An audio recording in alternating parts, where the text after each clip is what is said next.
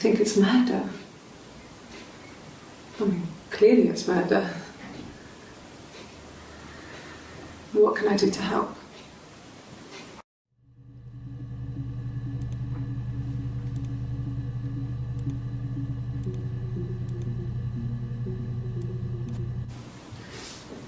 Yeah, that's me. But February, and that was months ago. What's that got to do with Simon's murder?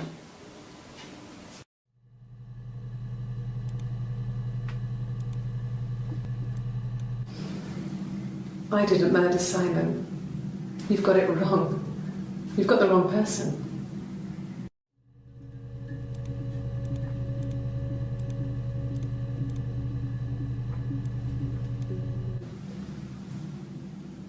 I'd like to speak to a lawyer now. Please. You have no murder weapon. You have nothing. And all these stories we've been telling each other, just that. Stories.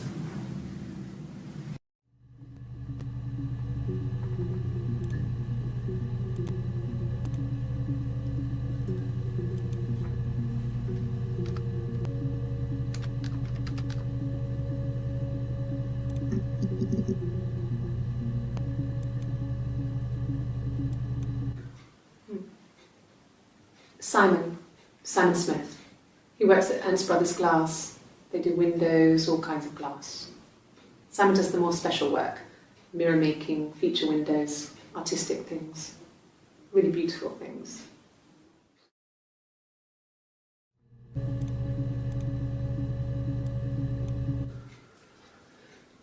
Simon is 6 foot, darkish blonde hair, average build. He's clean shaven. If his beard grows, it goes ginger, so he shaves it. I mean, not that there's anything wrong with ginger hair. I bought a photo. They said a spring photo. This was taken last year on holiday in Rome. It's the best one I have.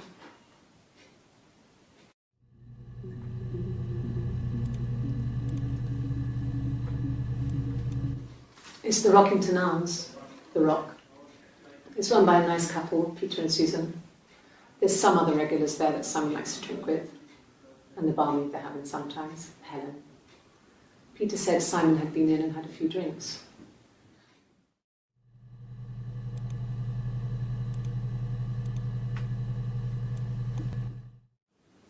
Yes, there's an Amstrad one. No one uses it for very much. There's a printer so you can write letters on it. Simon sometimes plays games, you know, climb the tower, save the princess, that kind of thing.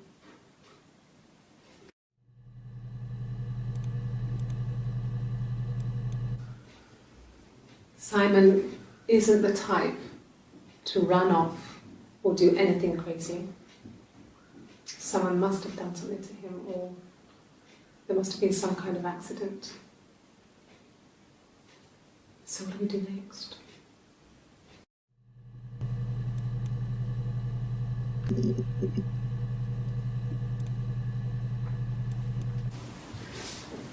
Yeah, that's me.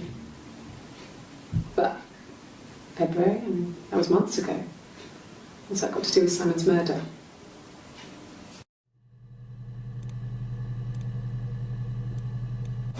Well, I don't know. I probably had to pop out and get something, that's why I was speeding. And that wouldn't have been noted on my timesheet. But I really can't remember back to February.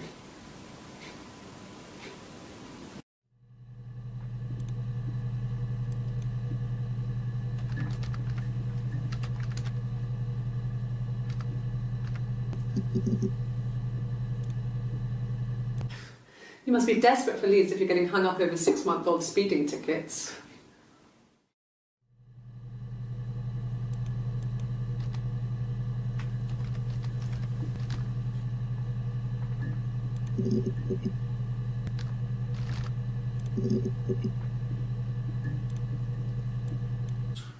He has a wallet, a huge, silly thing, leather, real leather, I think. He packs it full of stuff, business cards, receipts, lottery tickets.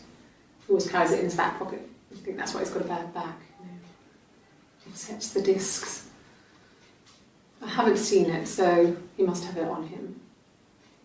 He always takes it out of his back pocket before, when he comes in, if he's in the house. Bad back. Pocket, receipts, lottery tickets. He always carries it in his back pocket.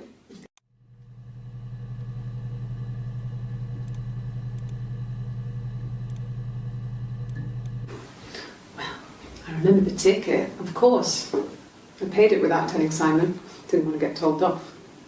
And they put points on the licence.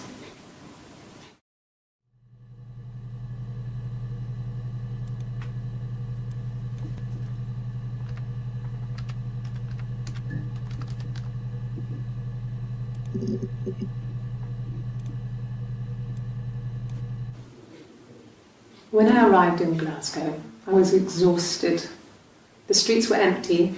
I was driving badly. And I hit a taxi. Not a big crash, just paintwork. The guy was so pissed off because I didn't have a driving licence on me. But when I told him I was pregnant, he made sure I got to the hospital so they could check me out. It was fine. The hospital must have details when I was looked at. There's a scratch on the car.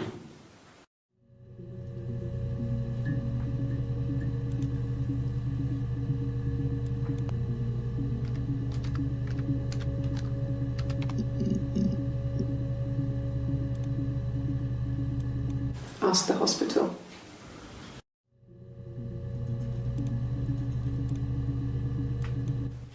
I don't see how it's hard. We've established I was in Glasgow when he was killed. You've spoken with the hospital.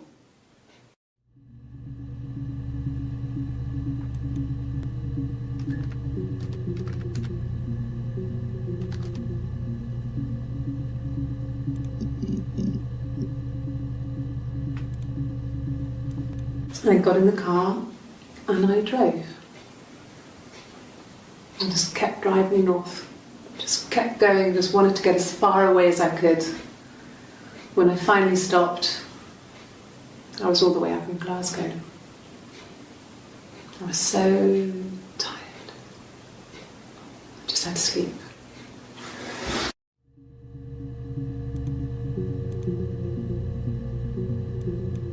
Yes.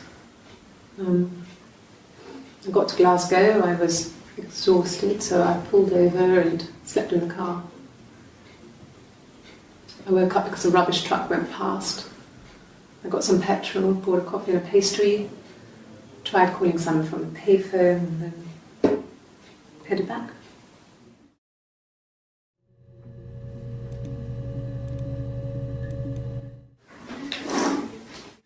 Yeah, that's Simon's watch. It was a gift from Eric. He got it this year. It was a wedding anniversary gift. Steel. It would have been Diane who chose it. She has really nice taste. That time, it must eliminate me. I was in Glasgow then.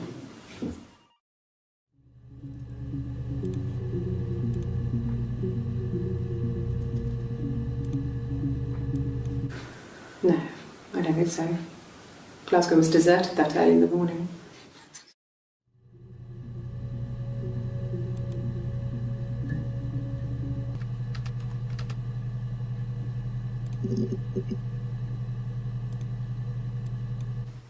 He was wearing a shirt, a blue turtleneck shirt and jeans. He has a watch. It's a really nice one. That was a gift from his boss, Eric.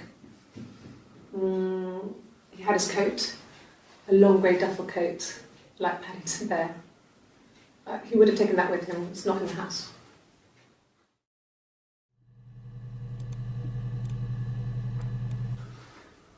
So, it was Friday evening. We had an argument. He left. On Saturday, he didn't come back. I waited all day. He was supposed to go help Eric out with something on the Saturday afternoon. They had a job, but he didn't show. So Eric was ringing on the phone. I checked at the Rock, that's our local. They said they'd seen him on the Friday night, but not since. He still wasn't back this morning. It just isn't like him at all. Still not back by dinner time. It's getting dark again. So I decided to come and see you. His parents haven't heard anything either.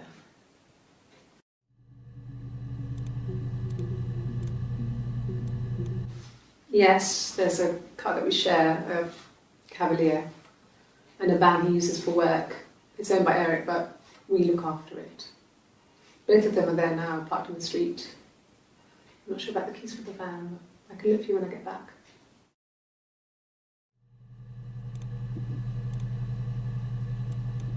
Yes, that would be in his wallet. It's a Visa, a silver one. He doesn't like to spend money he doesn't have, so he usually pays with cash, but Eric convinced him to get one.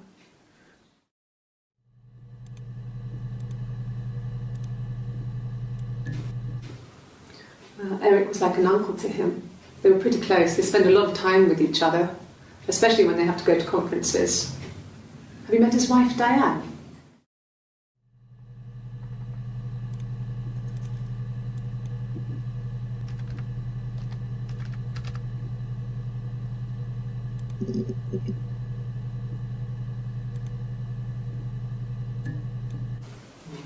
Diane is really nice. She helps out with the glaziers, organises the Christmas party, that sort of thing. They have 2 kids, really sweet kids. She used to look out for me when I worked there.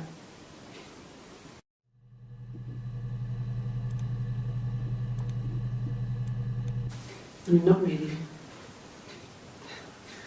He would go to the pub. He had his drinking buddies there, but no one ever really came back to the house. Sometimes Eric, his boss, and his wife would come over for dinner. That would be us returning the favour. Diane is a really good cook, into her trendy ingredients.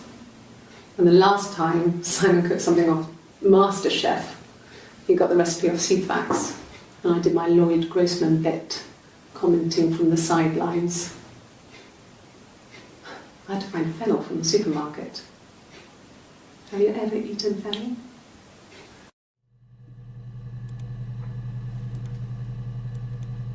Not really.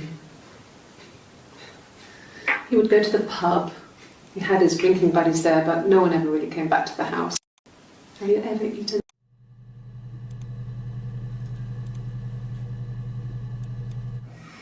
Simon and Eric arguing? No, I can't imagine they'd be arguing. And they get on so well.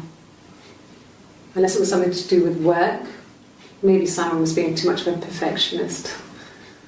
But I don't know. You should ask Diane.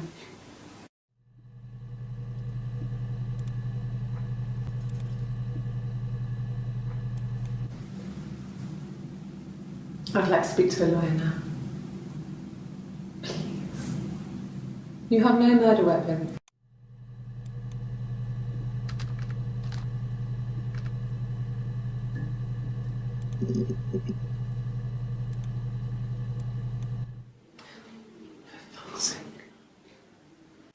Can I leave?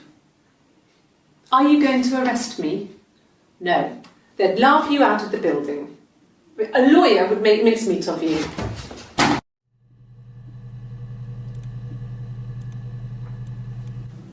Yes, I understand my rights. No, I don't need a lawyer.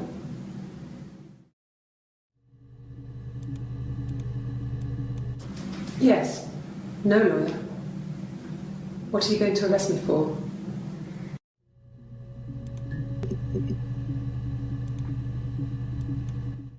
Like I said, I think I was popping out to get something, ran out of something, had to grab something.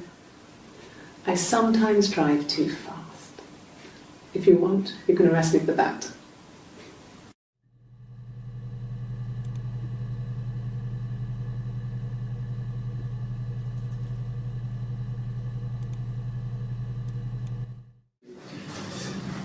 This is a nicer room. This is where you take people when it's time to arrest them.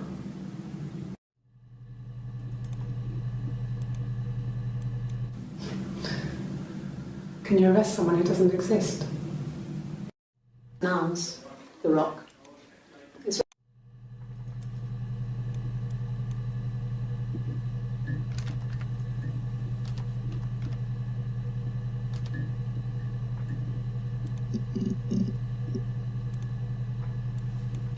oh God, I don't know. I mean, I guess the rock. You've spoken to everyone there. Someone must have seen where he went. I don't know. So many things could have gone wrong.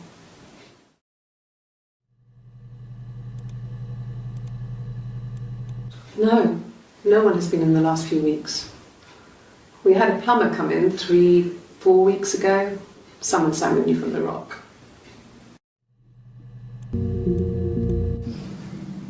I didn't murder Simon. You've got it wrong. You've got the wrong person.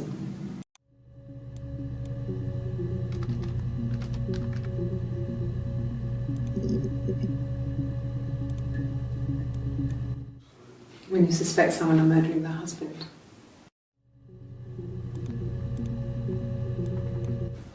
Okay. So you want to eliminate me as a suspect?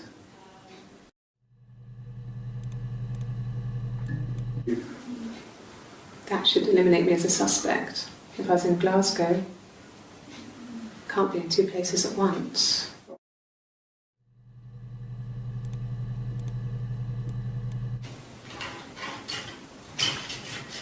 This is the third day running you've called me in. I speak to Doug and Eleanor every day. And they say you've been asking a lot of questions about me. Should I be worried? Am I a suspect?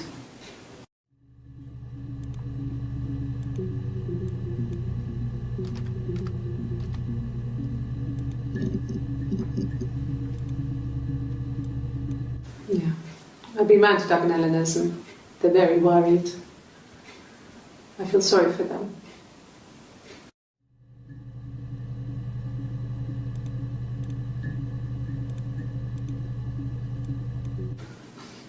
I got a job to contribute, you know. Doug knew someone and I got a job as a dinner lady at the primary school. They said it didn't matter if I could cook or not, just don't poison the kids. So you see, it's always been complicated between me and Simon. It's never just been the two of us, there's always been pressure.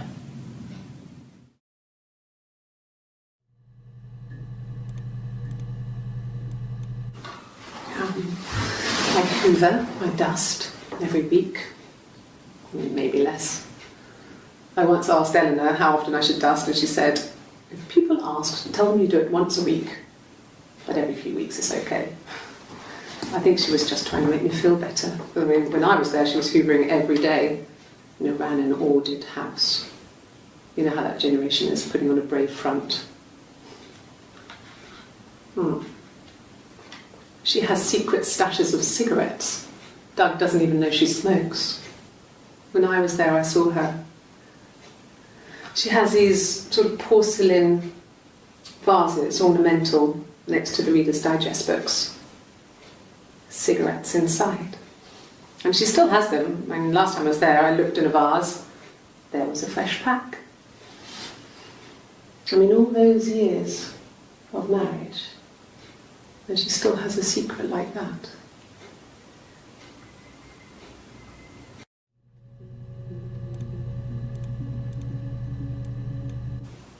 Okay. I parked up on the street. It was busy, so I had to park down the end of the road. Walked up, knocked on the door, no answer. I took my keys out of my bag and unlocked the door. The main lock was unlocked. You can tell because the key doesn't turn when you try to turn it to the left. I walked in, Simon's coat wasn't on the peg. I couldn't see his shoes in the shoe rack. I shouted out. I walked straight into the kitchen because he usually sits in there to have a cup of tea and read his paper, but he wasn't there. I touched the kettle, it was cold. I looked quickly in the living room, nothing. So I walked upstairs to the bedroom and he wasn't there.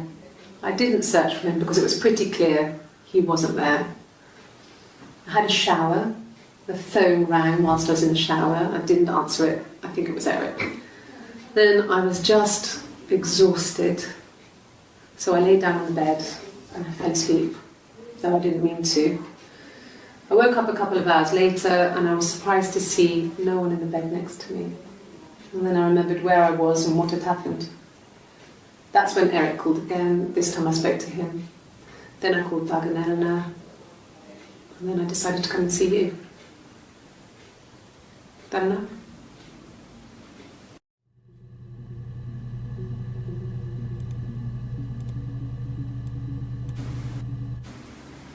No. 1984 was an awful year in the end. We were living at Doug and Eleanor's. I lost the baby at the end of spring and my parents died in the summer. It was a hot summer, a heat wave. So when they discovered the bodies, it was just awful. Because of the circumstances, them dying together like that, they brought in a lot of police. A forensic entomologist. I had to look that up. It was because of the heat. It was just awful.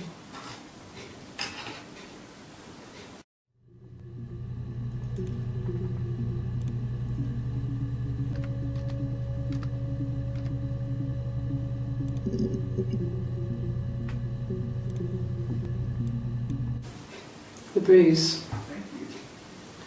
I have a really fast metabolism, so stuff like that just comes and goes.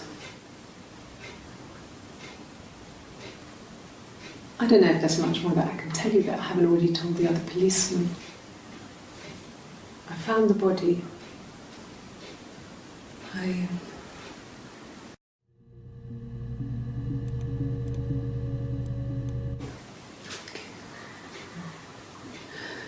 It was after dinner.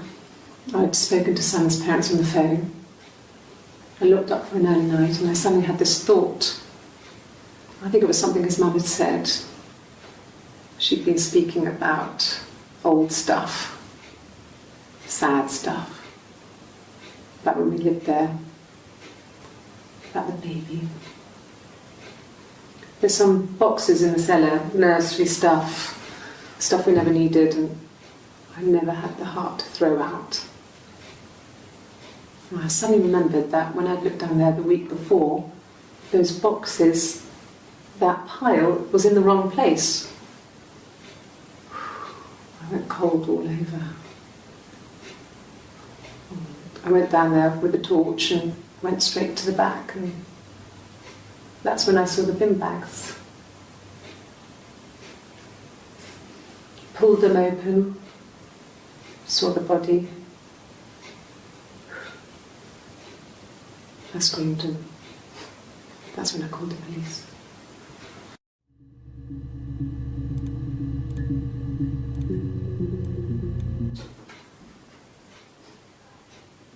His body, it didn't look real. And his throat, it looked like his throat had been cut.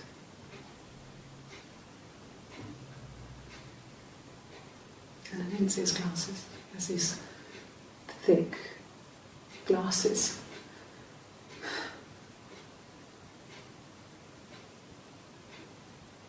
He doesn't always wear.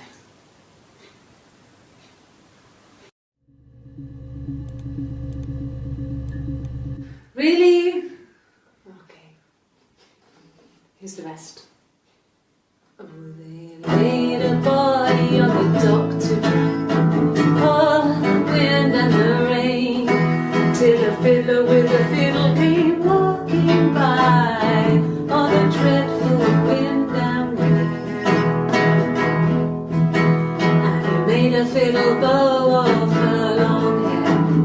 Oh, the wind and the rain. Yes, he made a fiddle bow of her long blonde hair. Oh, the dreadful wind and rain. And he made fiddle pegs of her finger bows. Oh, the wind and the rain. Yes, he made fiddle pegs from her finger bows. Oh, the dreadful wind and rain. And he made a fiddle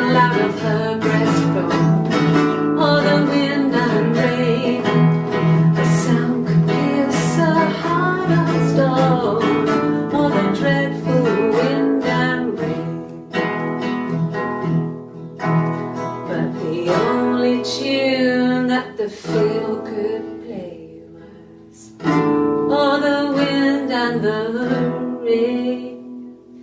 Yes, the only tune that the fiddle could play was all the dreadful wind and rain.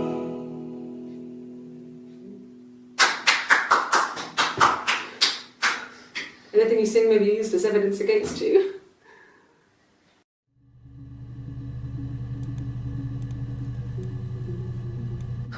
Can you imagine? I tried to get pregnant too, but it didn't happen. I slept with so many boys, men. My body refused. I think my period stopped because hers had. I was pretty ill. I mean, how could we stay the same now? I felt like Hannah had really fucked things up. Set us down separate paths. We had become different.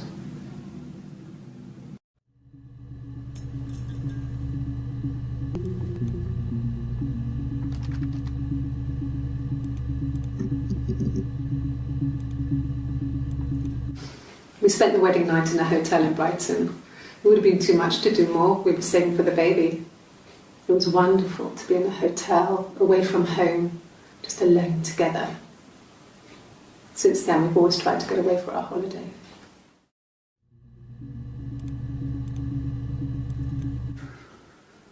We couldn't afford our own place. Simon dropped out of school, went full-time at the Glaziers. That was Eric's generosity. We moved in with his mum and dad. They had a spare room for us and the baby, if it came.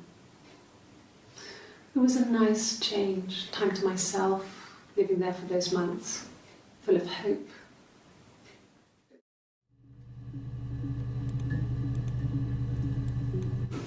No, I lost the baby. I had a miscarriage at 8 months. We carried on living at Simon's parents until, well, it was only a few months after.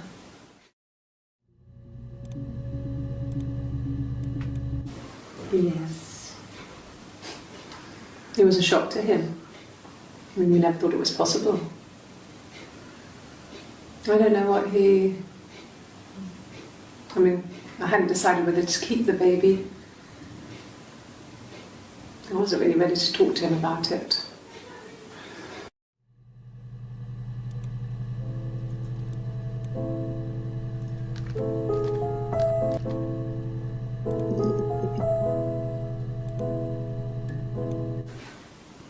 I got pregnant.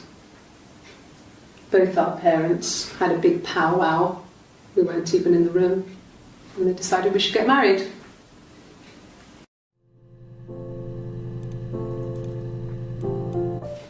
Then my parents died. It was the worst year of my life. A miscarriage and then my parents.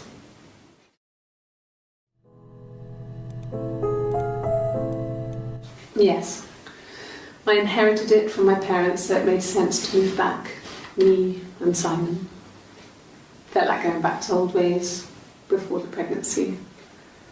Reminded me of being a girl, a dollhouse in the attic, old things. We didn't sleep in my parents' bedroom for a long time. We decorated it as soon as we moved in, but it was another year before we started sleeping there.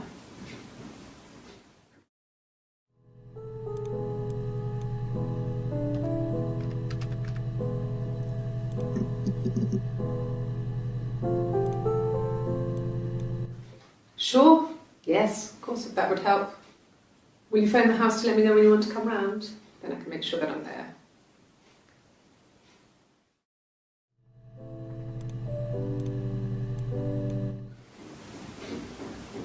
I wasn't in the house.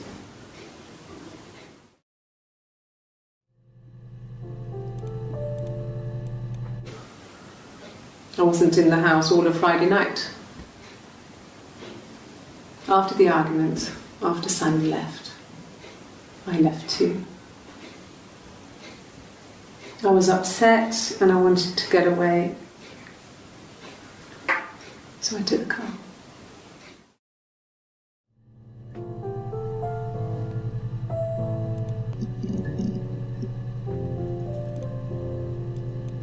My name is Hannah. H-A-N-N-A-H.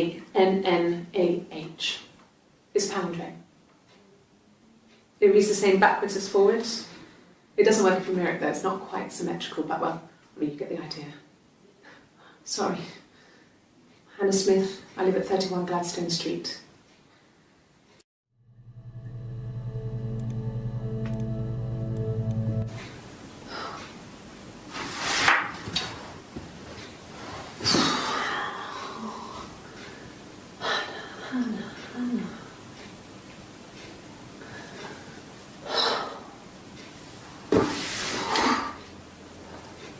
What are you doing talking about Eve?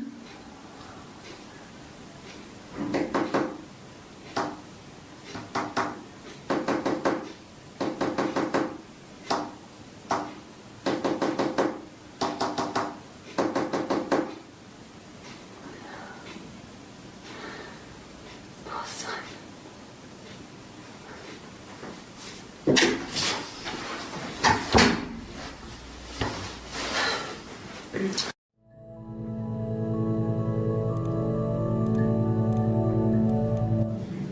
Yes, my name is Hannah Smith. Oh, shit. Sorry.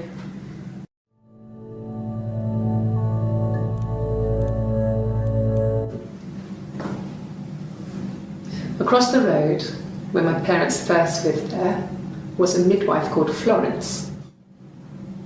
When Hannah was born, I was born at the same time. The midwife was there to help. I'd been throttled by the cord, probably wrapped around my neck by Hannah. The midwife told my mother I was dead. But I wasn't. She wrote all this stuff in a diary. Amazing what people will admit to on paper.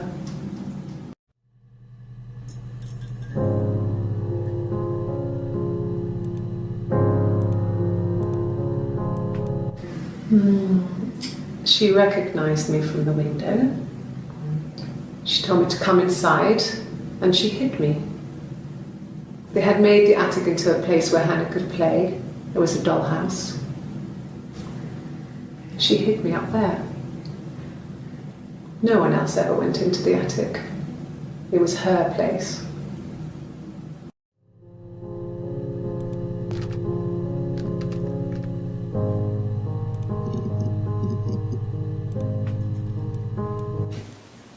Twins? Really? Are you really asking me that question?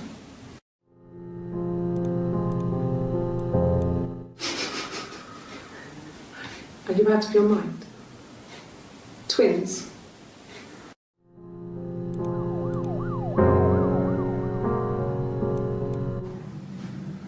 Florence took me home with her.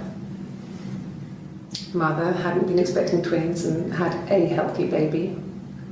I guess she was just happy for Florence to clean up. Take away the evidence that this was anything but a happy occasion.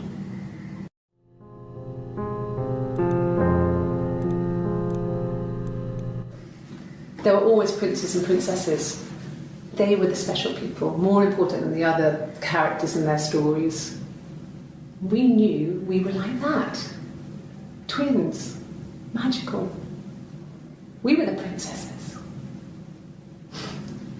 We had a poster of Princess Diana from the newspaper up in our attic. Had a pride of place. And underneath we used to put all our special things. When her engagement was announced, we were obsessed with everything she did. And later, when her life went so bad, we felt for her. Her divorce last year just kind of drew a line under things.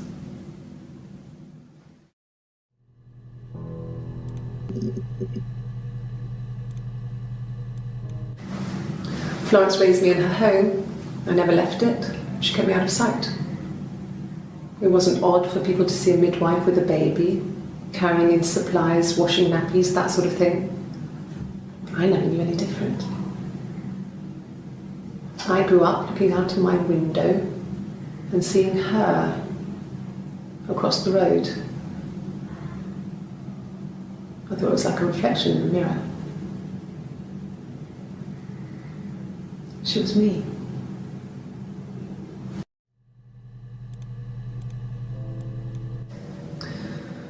Florence was a warm, kind person, but she was broken, I guess. When I found her diary, I also found a biscuit tin with other stuff in it, older papers, letters, that kind of thing. Her story wasn't there. I never really spoke to her about it. I was far too young to really understand, I guess. I just put it together later, once I was older. She had loved children, planned to have a large family, but her husband died in the war. And that was back when you married for life. She never felt like she could marry again. Isn't that strange? She was a widow from her 20s. But, I mean, I guess it was different then. You know, you married for life and she felt she could never marry again. I guess it was harder, a war widow. One of the dead. I don't know, maybe there was more to it than that. I don't really know.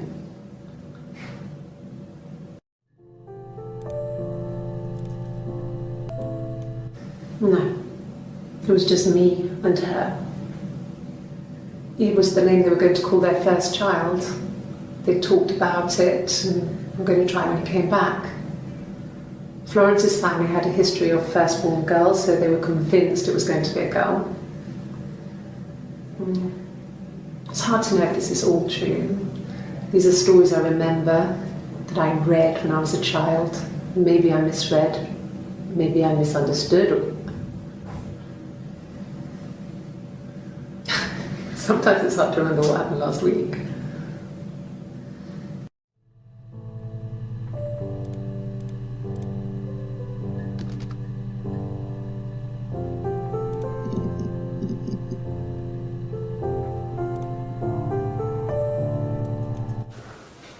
Well, my friend Eve. I mean, she was a friend from when I was a kid, and she was always more popular with the boys, and I used to hate her for it.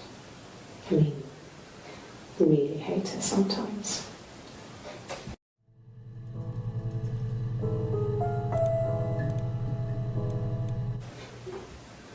Yes, we'd fight. We fought on the beach once and I held Eve's head underwater. There was no one else around. It was at the far end of the beach. And I held her head under and I kept it out. And for a moment, I just wanted to kill her and watch her drown.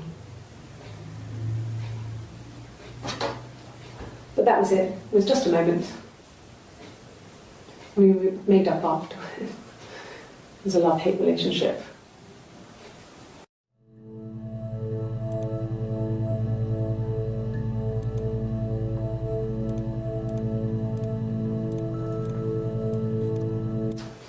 A police station. Yeah. When I was young, we ran away on my birthday. Bob Dylan was playing in London and we thought we could break into his tour bus and have him take us with him. The taxi driver we paid to drop us off, I mean, we'd saved money, pinched a bit here and there to pay for the fare. He was suspicious because we were so young, so he told the police. So they came and picked us up and took me back to Portsmouth. My mum picked me up from the station. But I blamed everything on my friend Eve. So my parents let me off.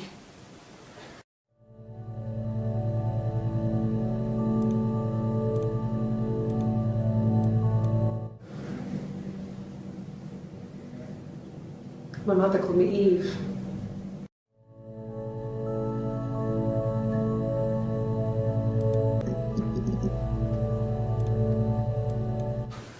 When will the police let me back in the house? And they let me take a bag of clothes with me, but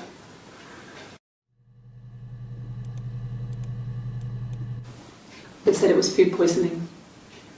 There was something in the food they ate. My dad liked to pick mushrooms, grow them too. They said it was the mushrooms. It was hard to believe. Death caps. They have a skirt around the cap. My dad taught me that. But, the police had no reason to think it was suspicious. They lived alone. And no one had any reason to hurt them.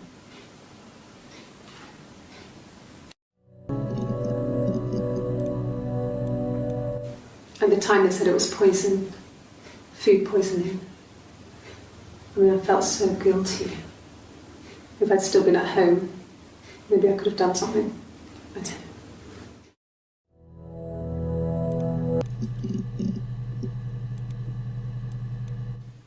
And what did your wife do? She didn't kill you. You think I killed Simon because he was having an affair? Well, I didn't kill him. I wasn't even there. I was in Glasgow worrying about whether my baby was still growing inside me. Why would I kill Simon? I loved him.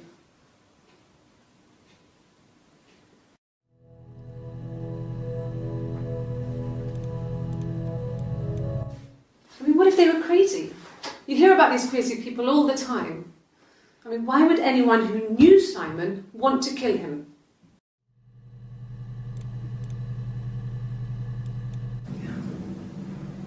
I'm not sure where the dollhouse came from. I don't know if it was given to them or they inherited it. They wouldn't have had the money to buy it. It was so huge. It must have been taken up to the attic in parts and then reassembled up there. It's a beautiful thing. All paper to scale, little furniture, the lights work, mirrors, beds, big duvets and pillows. We spent hours and hours playing in it, invented all these characters and families who lived there. We wrote paperwork for them all, passports, diaries, and gave them all really elaborate stories. Once, a moth got trapped in there. We'd left a light on. It was making the most horrendous noise. We tried to kill it, but it was tough. We ended up crushing it under a copy of the Arabian Nights.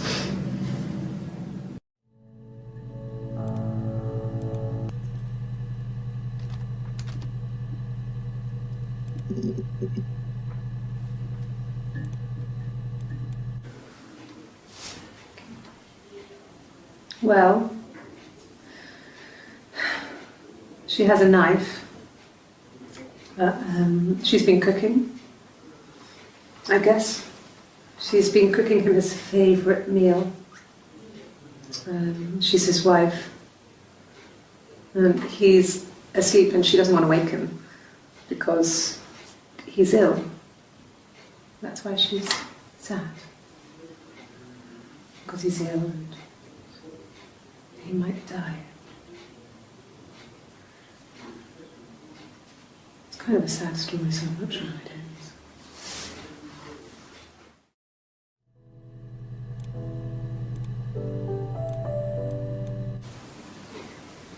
You're reaching here.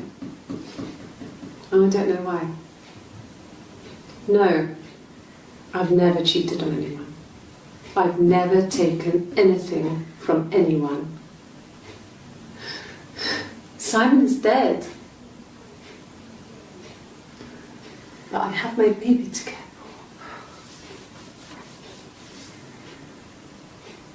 for. Why are you trying to make me sad? Why are you so obsessed with sex and affairs?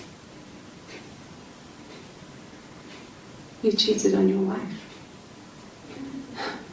Is this your thing?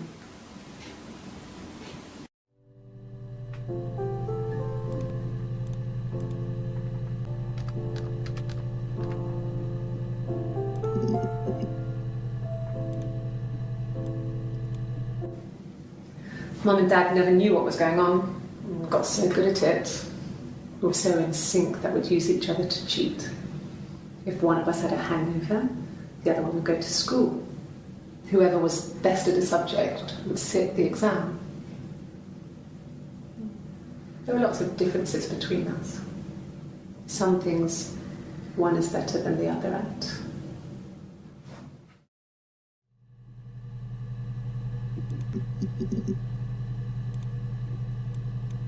An affair. Simon wasn't having an affair. You want me to play something? Well, I'm not the world's greatest guitar player. Okay. Probably needs tuning. No, it's okay. How about a traditional ballad? Should be right up your street.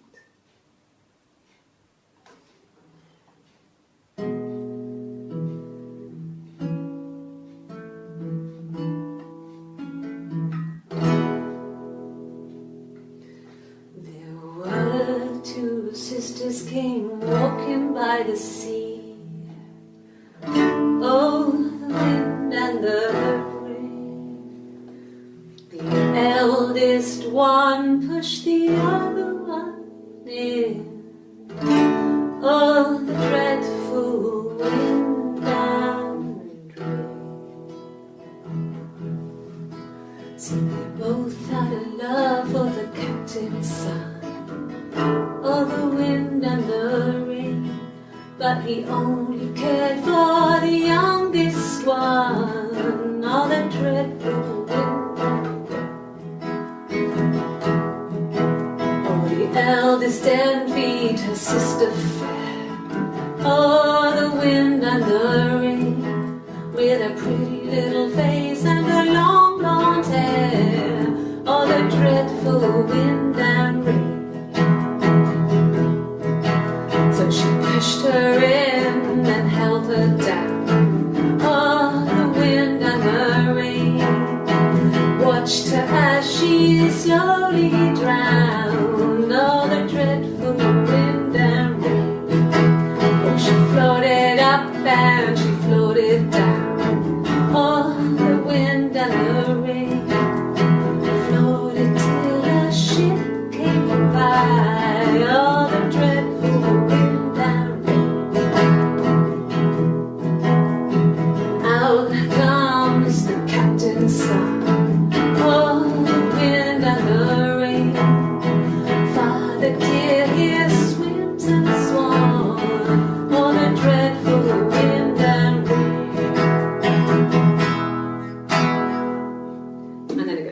So I think that's a good place to stop.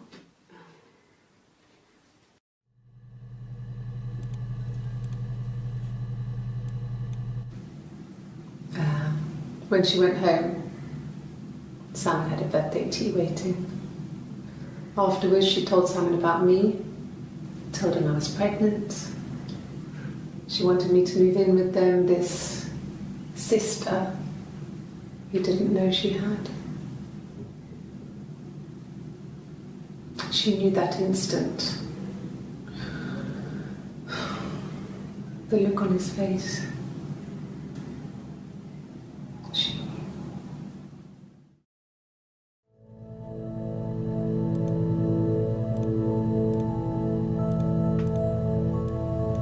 She sent him out the house, kicked him out, called me up, crying, and I went round.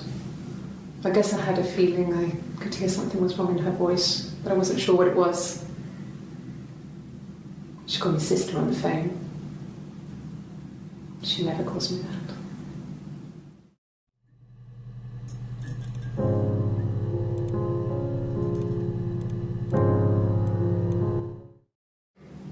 My sister is gone. And she's never coming back.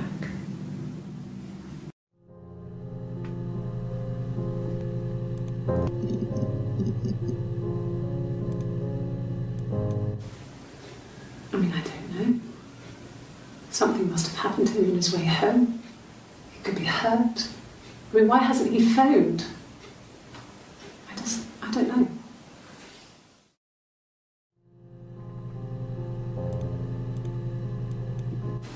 God, I don't know. Could be anyone. Maybe someone followed him back from the pub. But why would he let them in? Doesn't make sense.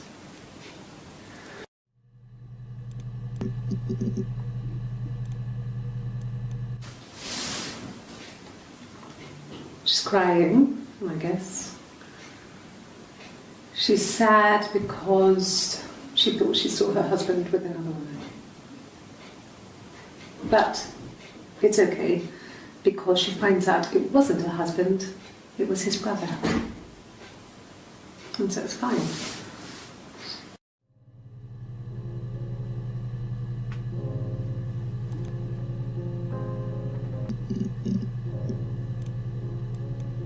Yes, that's my birthday. Not one of the big ones, but I guess you can see that.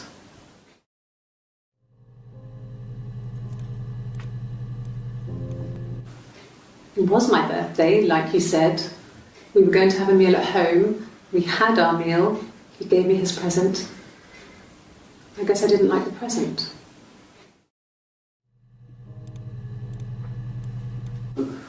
No.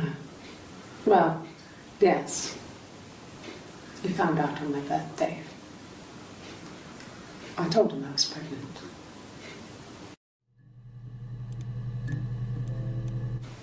From when I woke up.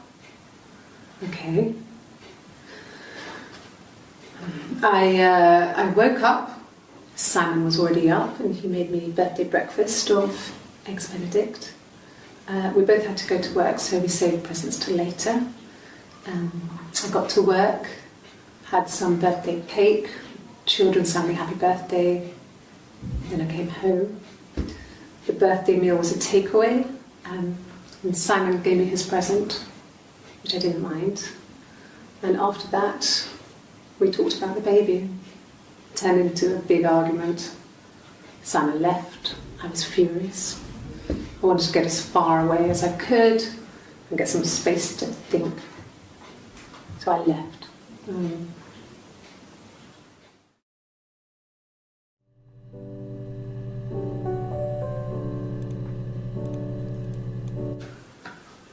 A week or so ago. It would have been the Saturday before my birthday. You know, I get like that on the weekends, have a lie-in, then want to get up and blitz the house. A week or so ago. It would have been the Saturday before my birthday. You know, I get like that on...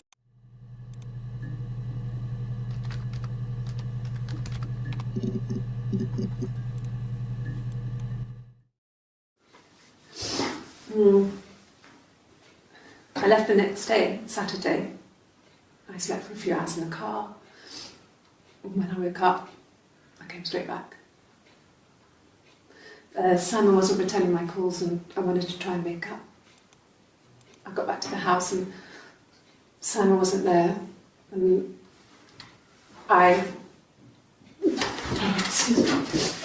Is there a bin?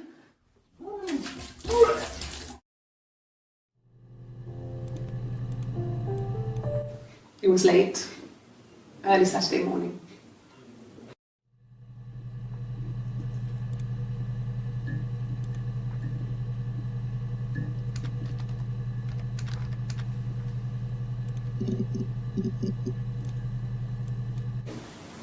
Yes, I'm fine.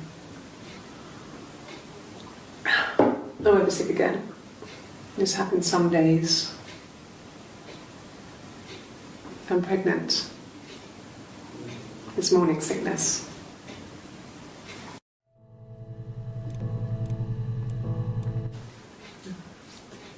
It's Rapunzel. The story starts when she's born. Mother Gothel, a witch, takes Rapunzel from her parents and keeps her locked up in this tower.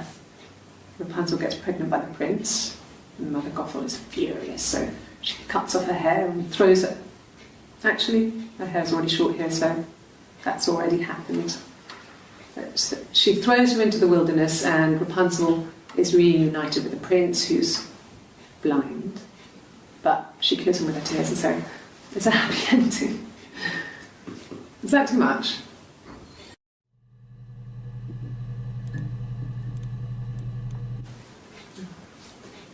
It's Rapunzel.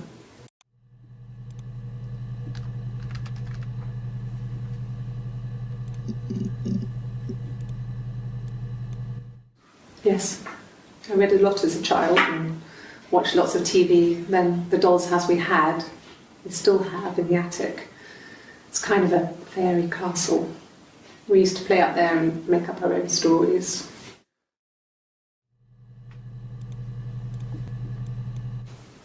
Could the hairs have come from somewhere else? I mean, could they... We have a lot of dolls in the attic. There's a Rapunzel doll with long blonde hair. Could they have come from there?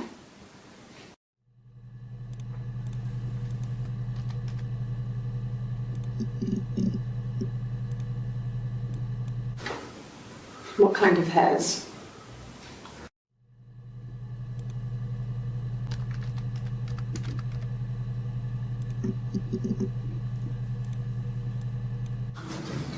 The legal stuff was completed very quickly. Hannah moved back in with Simon. Eric gave Simon the week off to help with the move. He decorated, modernised wallpaper, curtains. Hannah insists the attic be left as it was, dollhouse and all. Simon never went up there.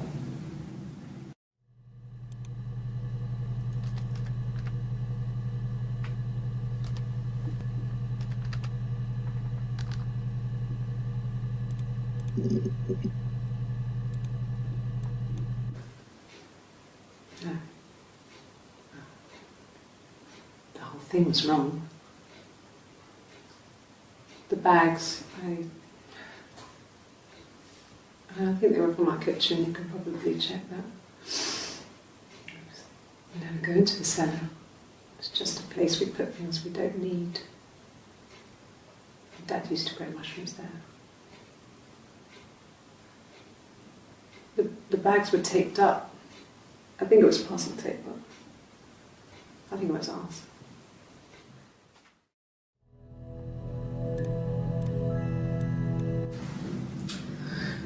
I was living in the attic. It was a very hard time. I was depressed, was still pretty sick of the STD. And I came down one morning and they were dead. They were in bed and both had been sick. They'd thrown up a lot. And I'd slept through it.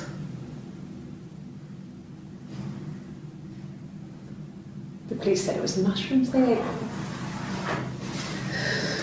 Dad was a mushroom expert. He used to take us picking with him and he taught us how to recognise them. And there's no way he would have picked death caps.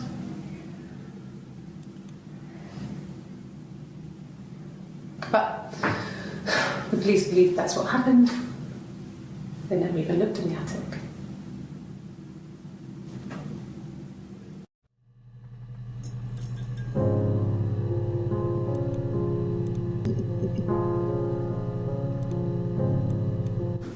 Yeah, when I was at school. I worked part-time in the front shop. It was sort of an extended family thing. My dad used to work there, my mum worked there before I was born. I took care of paperwork, filing, typing out invoices, that kind of thing. It was a good job for a girl back then. I didn't work a till or anything though. I was quite shy, so I wouldn't have liked to have worked a till.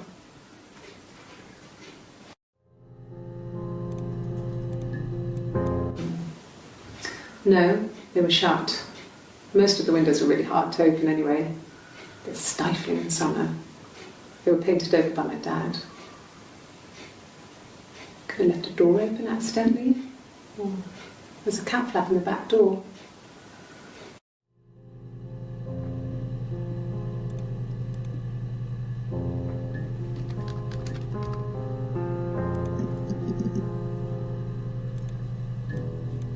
Bruise? Oh yeah, no, it's nothing. I was going through the top cupboard in my kitchen and the chair slipped and I kind of hit the door with my face. I mean, hurt like hell.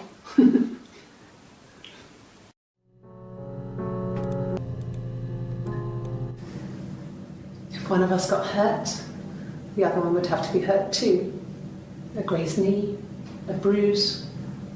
When I lost my tooth first, we had to pull out Hannah's to match. Once, I slept with a boy who was seeing another girl.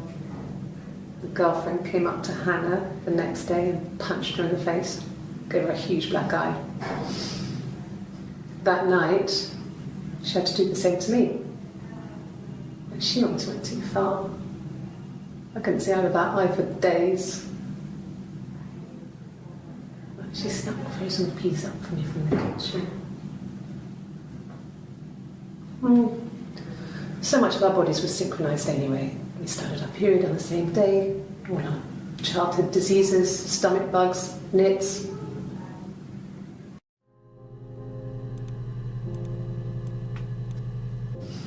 Differences? She's a better driver than me. She passed the test for us. I tried to take it and nearly crashed the car. Learned that you can't rely on confidence to get you through everything.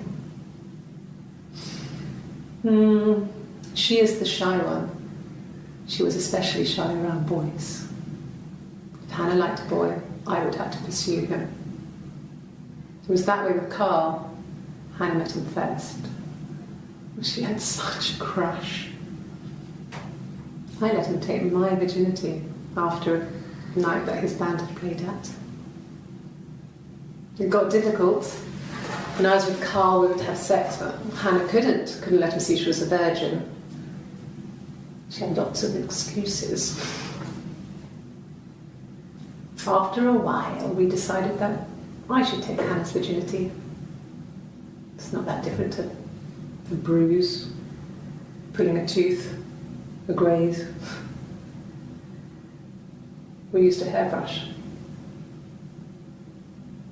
After that, we took it in turns, though. I was always the one who seduced the boys.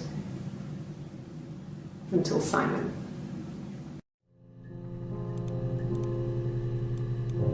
This was about 9. I went round and she was waiting for me. She was furious and so angry, the kind of anger you can only have towards yourself. We screamed at each other, argued, cried, we fought. I hit her back, left a bruise. I had my wig on from performing, she tore it off. Eventually, we grew tired of fighting and I left.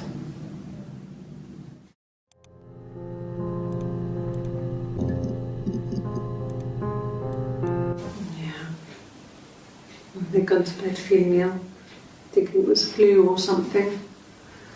The neighbour called me, I had to use my key to let them in. We found them dead in their bed. And they'd been there for days, no one had noticed. Just awful. It was so soon after my miscarriage, the worst year of my life. I'd been so happy to get married, and after that it was just like, fuck.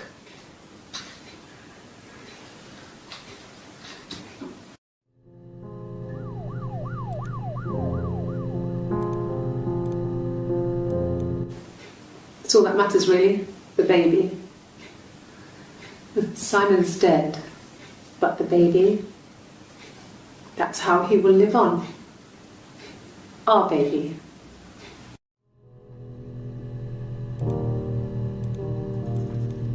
It was supposed to be a secret.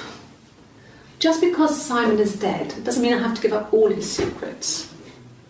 It doesn't have anything to do with what happened to Simon. No one murdered my husband because he cheated his expenses for a romantic weekend in Oxford.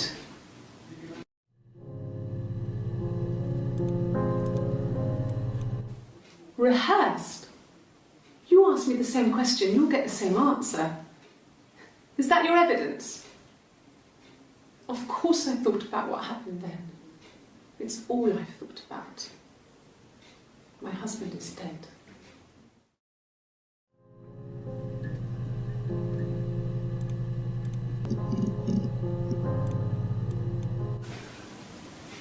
Yeah. I mean, I was infertile. Thought I was. They told me I was infertile after the miscarriage because of complications.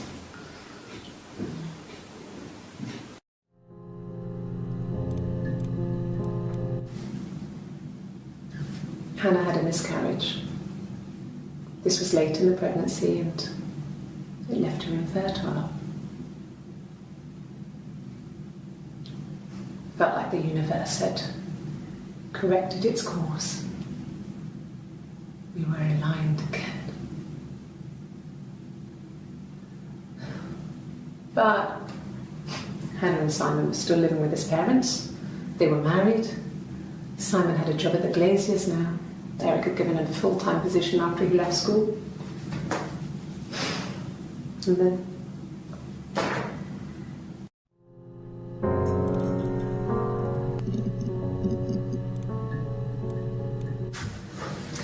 when we weren't together, we'd send secret messages by tapping out a code that we'd learned from a book, the knock code, something prisoners of war would use. We'd tap them out on radiator pipes or the attic floor.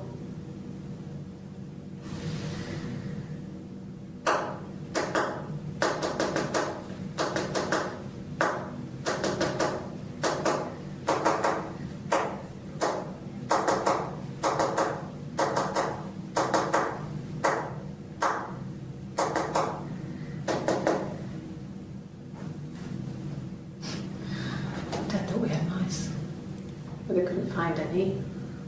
Bought a cat anyway. Something prisoners of war would use.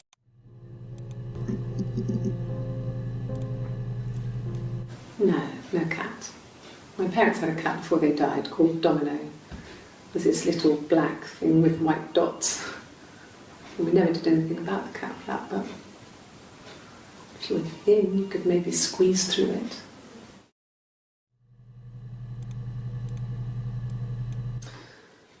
This other person doesn't exist. I don't know what the blonde wig is, but it could be anything. Have you looked at the cat flap? We loved our cat, Domino. He had this little bell around his neck to stop him from killing birds in the garden. And we used to write each other notes and put them in the bell, and we could send them to each other. Mum found some of the notes once, and she thought I was just writing to myself because our handwriting was identical. And we had our own words for things, so she didn't quite understand them anyway.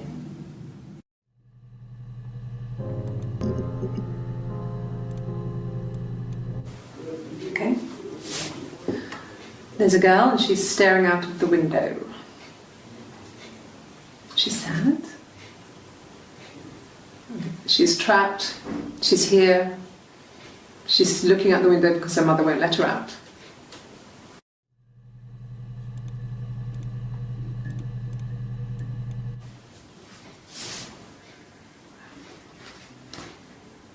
Okay.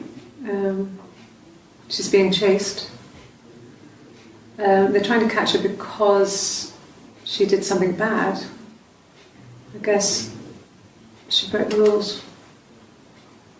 Or maybe they think she did something bad. Maybe it wasn't her fault. She looks scared, not guilty. Maybe it was mistaken identity. Did they catch her there? I don't know.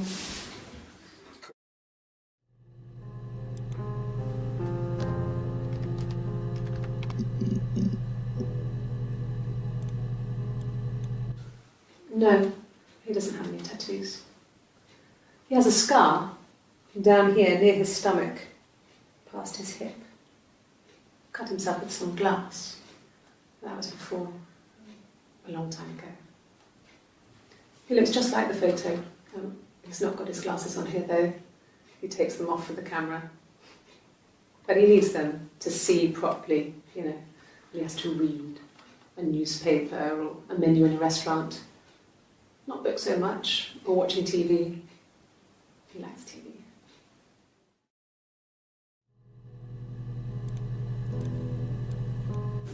Yeah, We were 17. It was a nice wedding, people said. Simon looked very handsome in the photos. His parents paid for everything, but he's an only child, so it was important to them.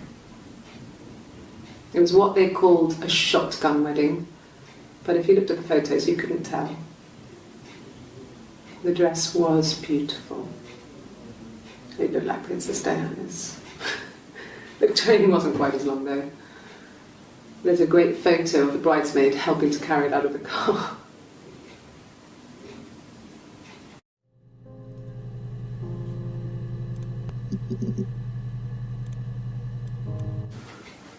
I guess you could call it that, but we were both happy to get married. It was a beautiful wedding.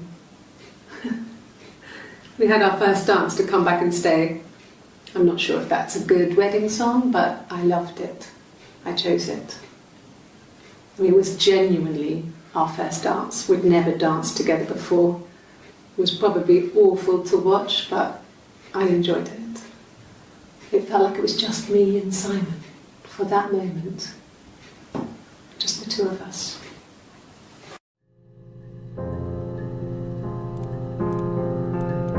No. The parents decided there would be a wedding. And after the wedding, Hannah moved in with his parents. There was no way I could follow, so we were separated again. I stayed in the attic. It was hard. It's like I suddenly didn't exist. I would sneak out, but in case anyone recognised me, I started wearing a wig. Hannah and I would meet up in the park. I was trying to get pregnant, but I couldn't. I mean, I couldn't do it with anyone we knew, so it was sex with strangers, drunk guys I'd met in clubs, parks and alleyways. I was 17. It felt like I was being punished. But it was Hannah who had betrayed us. I had to stop when one of the guys gave me an STD.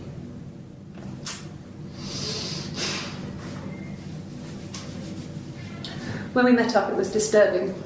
For the first time, my reflection, she didn't look like me. She was fatter, flushed. If anything, I was getting skinnier. I had a hard to look sometimes. We talked about what to do. Was it time to become our own people? I mean, that seemed like the right thing to do, but neither of us wanted it. We agreed that her and Simon would get their own place as soon as possible, and then I could move in. And that was the plan.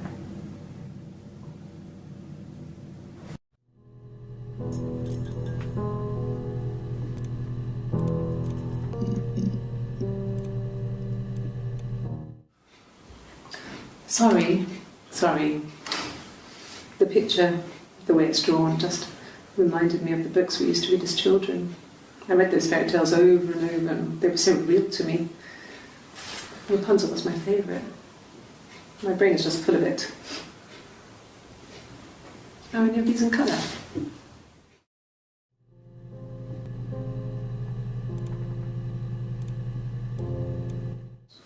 Did I pass? Sorry, I messed it up with all that Rapunzel stuff.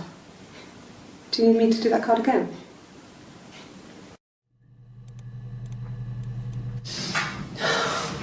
We were obsessed with fairy tales. Not just the pretty ones, but the traditional ones. They were dark and real, bizarre and violent. Felt like life. We had this huge old book that I think Mum must have bought from a library sale.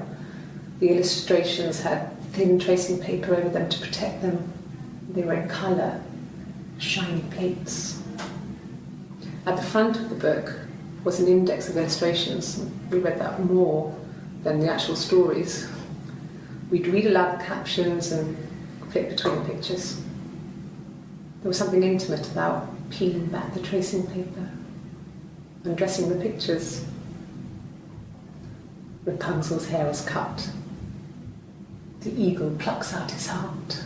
The princess pricks her finger.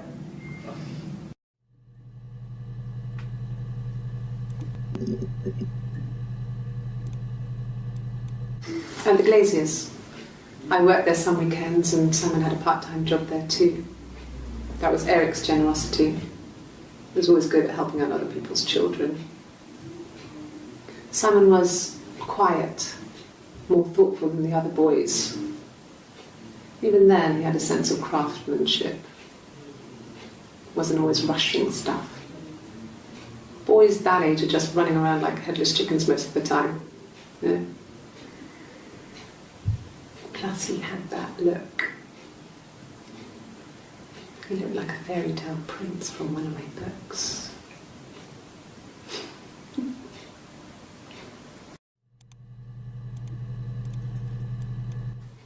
Simon never cheated on me.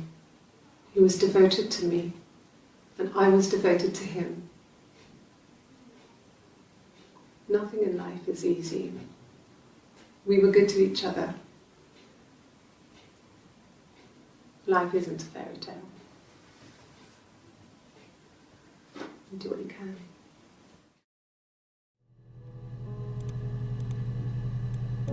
Well, she wasn't my real mother, but she raised me.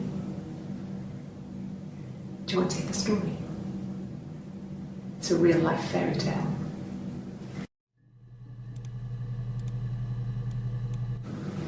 Fairy tales. Stories about lost princesses, evil witches, magical mirrors and lost children. So you see, even before I knew the truth, I'd found it in those stories.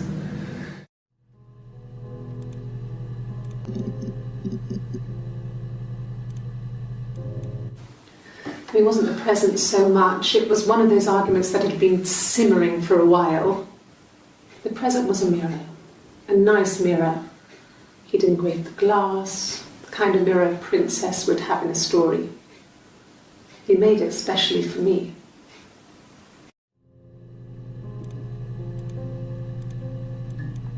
Yes, like a story.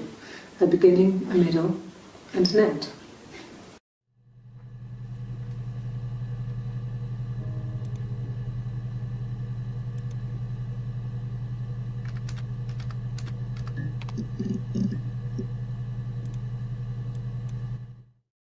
The mirror. I can't remember. I put it somewhere safe. Upstairs, I think.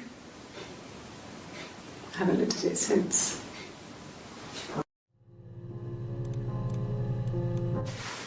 Silverleaf? No. He normally silvers them properly.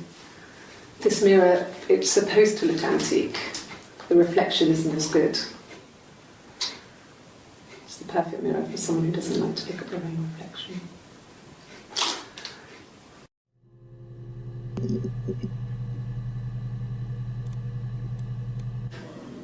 You have children?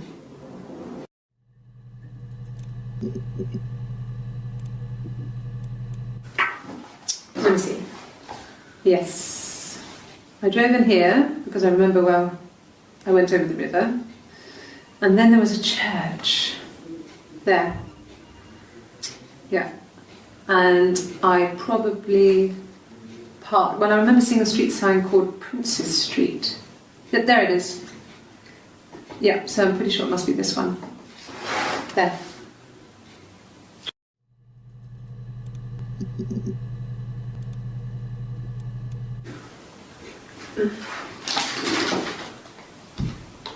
Yes, this is it. He made it himself. It's a special one-off. He made it and decorated it. That's his thing. Where did you find it?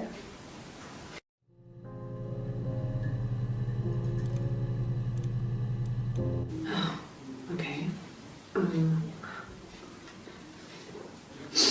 I parked up on the street. It was busy, so I parked down the end of the road.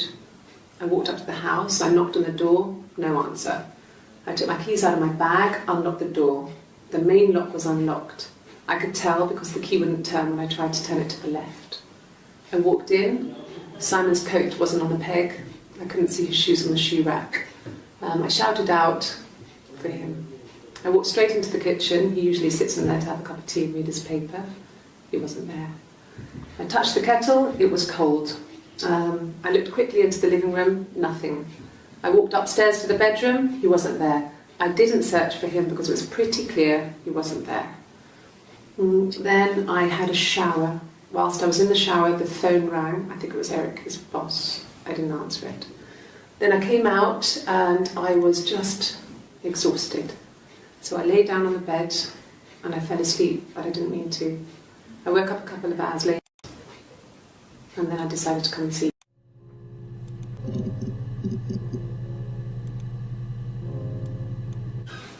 I would have been a good mother.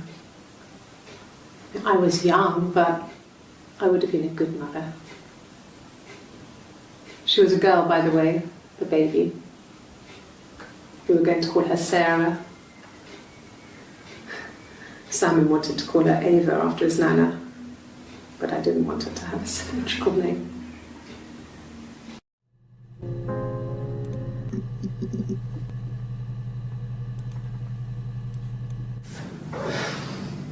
I think it was that time, the first time at the house, in his bed, that I got pregnant. Amazing, right? This fucking magic sperm. And they say lightning doesn't strike twice. I didn't tell him. I was 3 periods. I had pretty irregular periods anyway, but 3. I had always thought we were infertile. Both of us. I didn't tell him. Just waited. Hannah and I were meeting for our birthday and I told her because I thought she would be happy for us both. I think she was.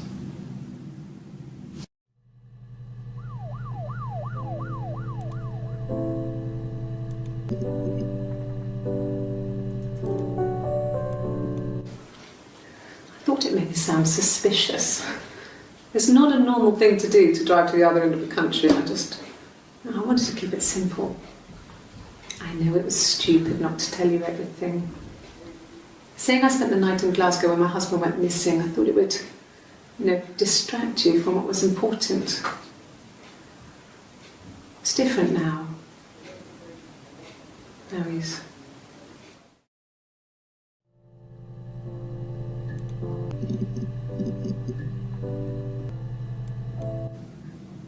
So I moved out. Got a small bed sit. Got my tattoo to mark the occasion. I was singing in a bar in the evenings, so I had some money, enough money to cover my rent.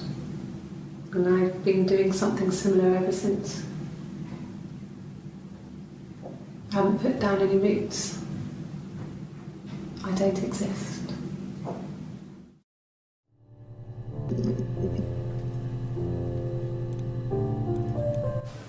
Really? You're going to ask me about my sex life? I mean, isn't that private?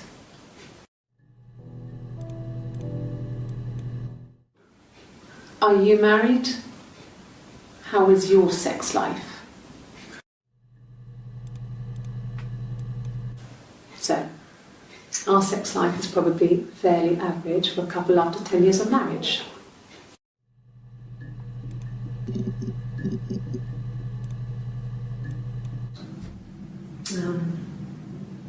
When I was 8, Mother died. She slipped down the stairs. It was an accident. I had read a diary at that point and I knew she wasn't my real mother. So I burned the diary that day and I left. Walked out and across the street.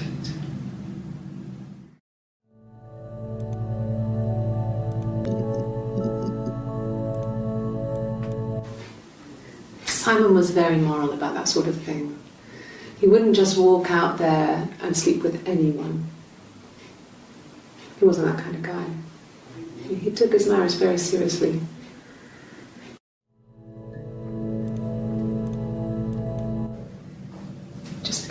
of life. We would swap places and take it in turns to do things. And we were very careful. Whoever had been out that day would come back and write a detailed diary so that we were on the same page. We had a list of rules that said what we could and couldn't do in any given situation. It was exhaustive. We lived a second life through those rules. Rules for things that could only ever happen inside our imaginations. We would consider all the permutations of future events and agree rules to walk our way through them.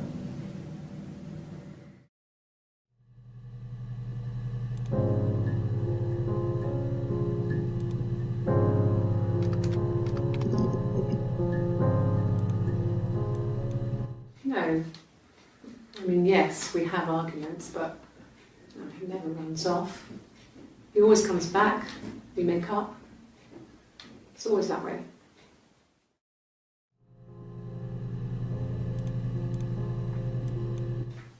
Really? Go on then. Take the cup. Run your fingerprints. They'll match. Fucking do it.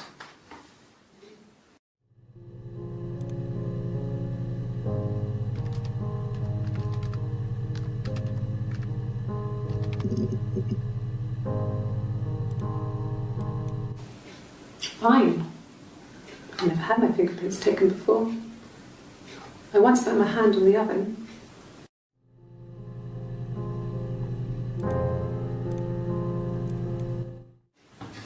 Fingerprints.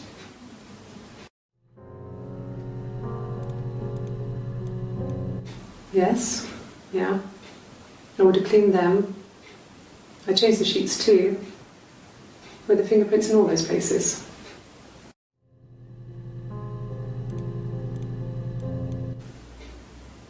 Could they have been my parents' fingerprints? I'm not sure how long they last for, but is that possible?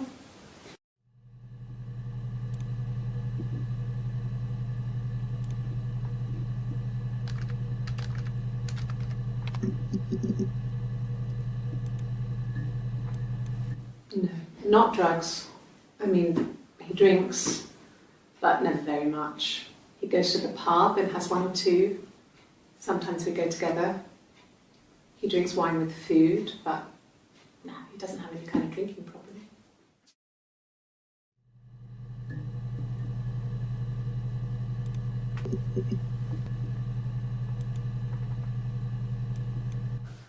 There's no couple stuff.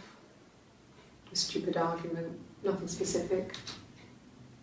No one knows how to push your buttons better than those you're close to.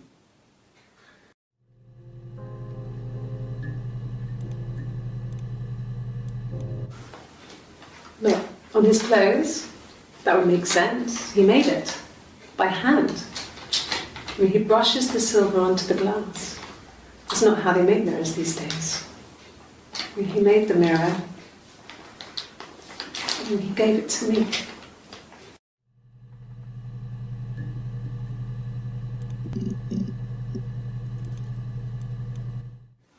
No, it's okay. The other detective has just gone to get me one.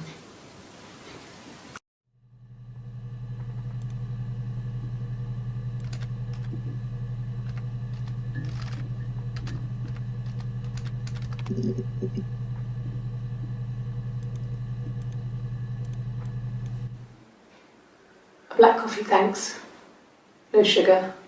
I'm sweet enough as it is.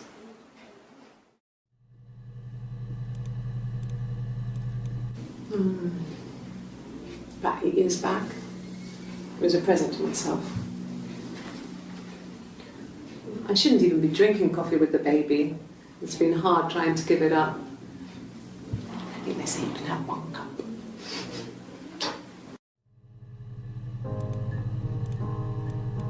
No, I've had enough coffee for today, thanks. Glass of water.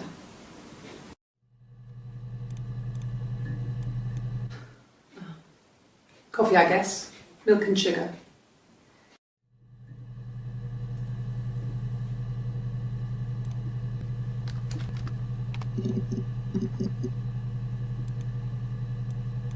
No, he doesn't keep a diary. That's my thing. I've kept one, well, as long as I can remember, since I was a girl. It helps make sense of my day. And when you're forced to put something into words, it just gives you perspective. Everyone's on the same page.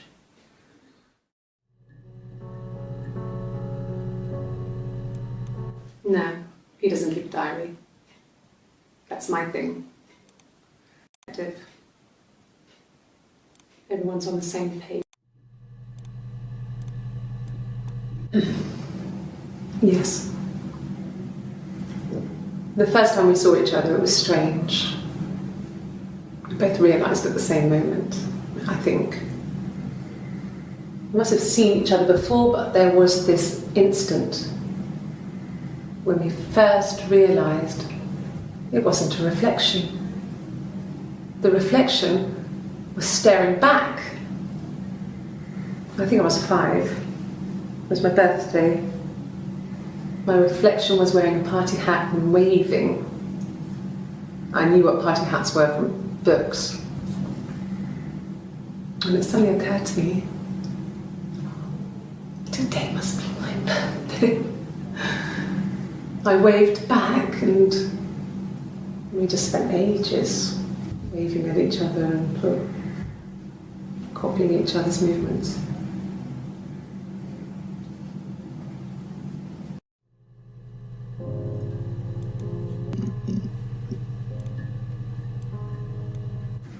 Yes. I thought about telling Hannah. I felt guilty after the kiss. But then it began to feel like this was the way it should be. Sharing, like we had before. He never mentioned her to me. There was the Simon with me and the Simon with her. It was almost like it was a different Simon. But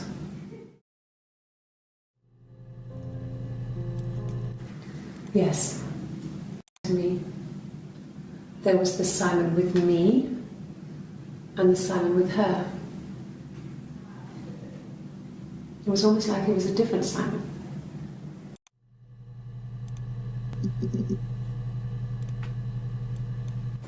It happened very quickly. We hardly had to talk to each other. We agreed almost silently. The baby was what mattered. We'd help each other. We cleaned up. We bagged up the broken mirror, her clothes. They're gone. We took him down to the cellar. We knew we had an alibi, and we wanted the body to be found later. We wanted to have suspicion on us, so we could then disprove it, rather than have it linger. Better to keep the body in the house than risk being seen with it. The watch, that was my touch, to make sure the alibi stuck.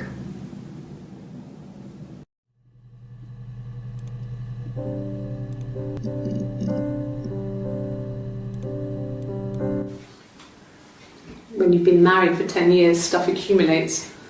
We could argue about anything. And he's so nice. That doesn't help. He tries to smooth things over, and that just makes it worse. We're both passive-aggressive, so we never normally argue directly about anything.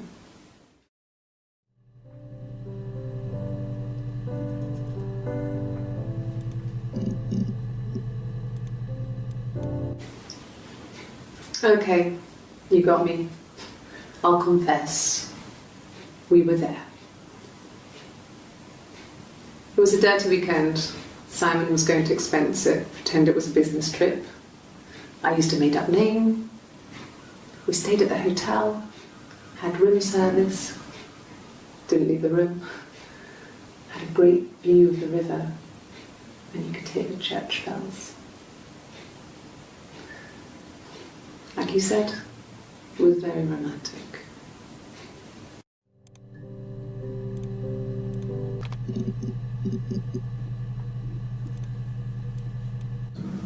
Yes, I'll take a lie detector test.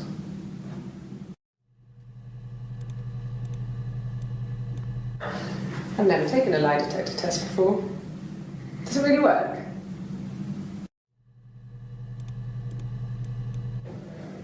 My name. That was the only question I failed. Your lie detector works.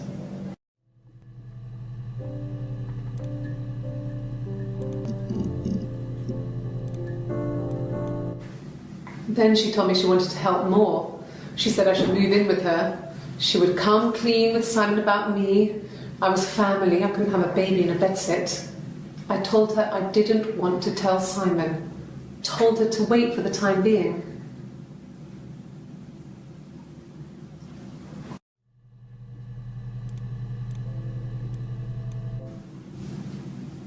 Her story is that she'd waited for him to come back. She put on my wig, some of my clothes, pretended to be me. They talked. She'd enjoyed being me. He said he wanted to be with me. Then he took out a present, another mirror, just like the one he'd given her earlier. That unique present. She went crazy, smashed the mirror. They argued, screamed. He hit her. So she grabbed a piece of the mirror and just swung it round. She cut his throat clean open.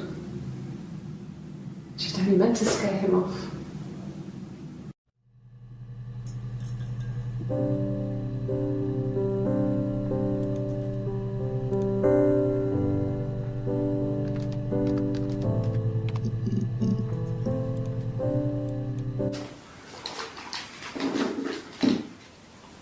On his throat. How?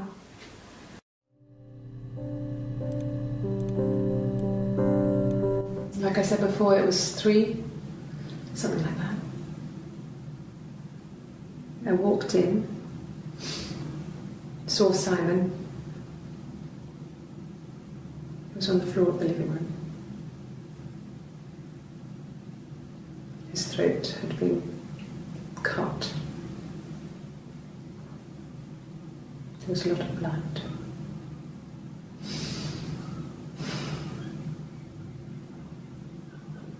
Yeah, he was dead.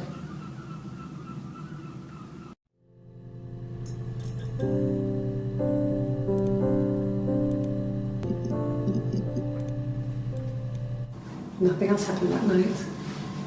We talked, then I said goodbye. Then next week I was singing in the bar again, and there he was.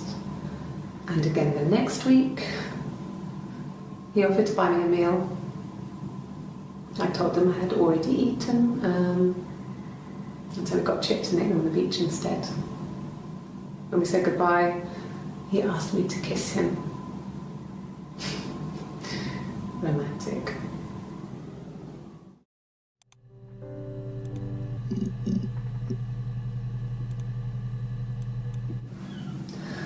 Hannah was so smitten with Simon. She started getting jealous, didn't want to share. Even the first date, we went to see Tom Cruise at the Old Odeon. We both went, kept changing places in the toilet. We only had one best dress, so we had to keep swapping clothes. Must have thought we had terrible bladder problems. The next date, it was my turn. At the end, I let him kiss me, but that was it. We didn't want another Carl in our hands, and the Ouija board had said to hold back. After that, it was Hannah's turn, and she slept with him. Broke the rules. Deliberately broke the rules. She wanted to be the first to sleep with him. I mean, that's when she got pregnant. From that one time.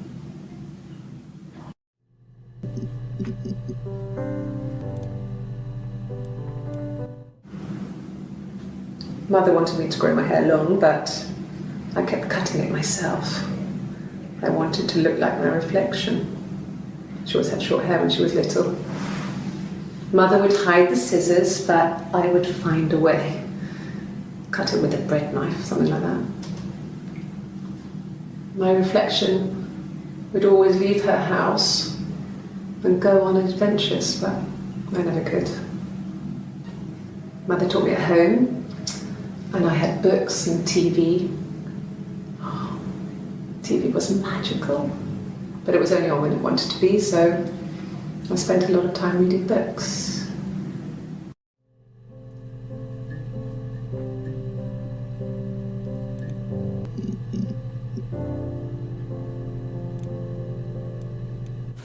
A wig?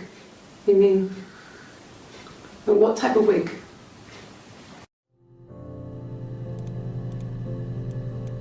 No, I've never worn a wig. What kind of wig?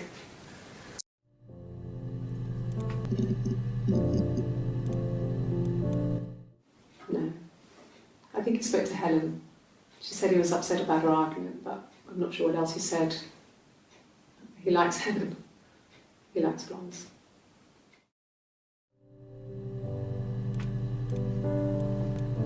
No.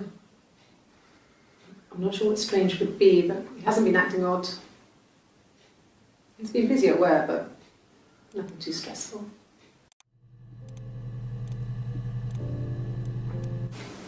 What about us?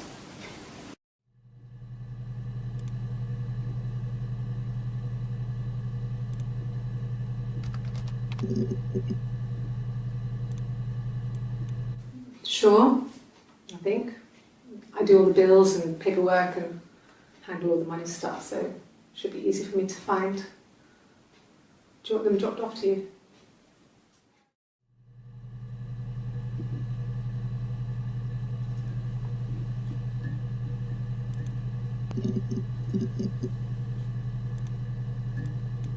A mobile phone?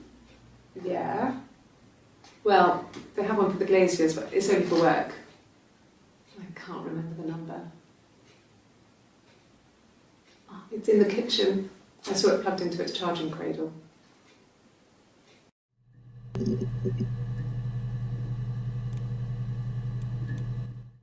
After the kiss, the next time, he took me back to the house, to our parents' house, to their house. So, it was definitely him. I sometimes think he wanted to get caught to prove to himself that we were different people. He told me about his marriage, told me how his wife was completely different to me. I almost burst out laughing.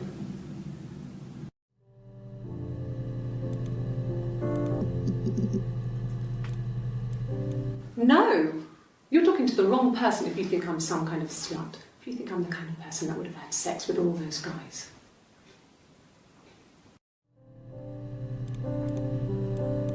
No. I was 15. Carl was older. 17, I think. I was really into him, regardless of how he actually behaved. Lots of drunken teenage sex. We did it in a church once. It's stupid. So he got tired of us and we split up after about 6 months. It was sad, but those early experiences, they help you realise who's really important to you, you know? Family.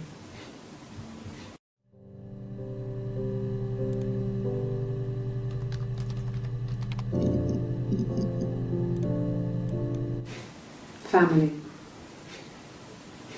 So, Carl fucked off, and then there were other boys here and there, and then Simon.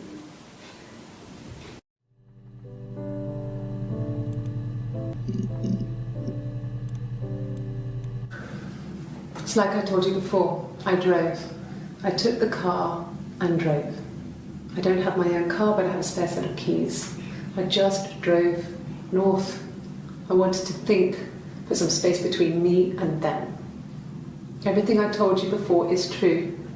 I stopped at Glasgow. I was tired, exhausted. I pulled out and I hit a car.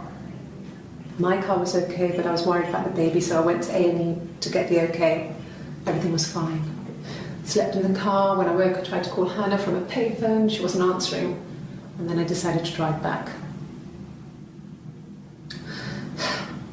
I had decided that she was more important to me than Simon.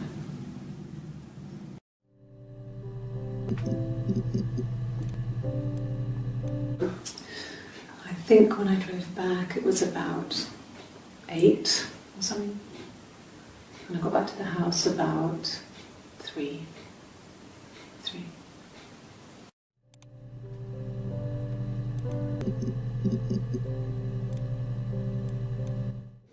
Okay. I've given blood before. Do you need to take that for your records?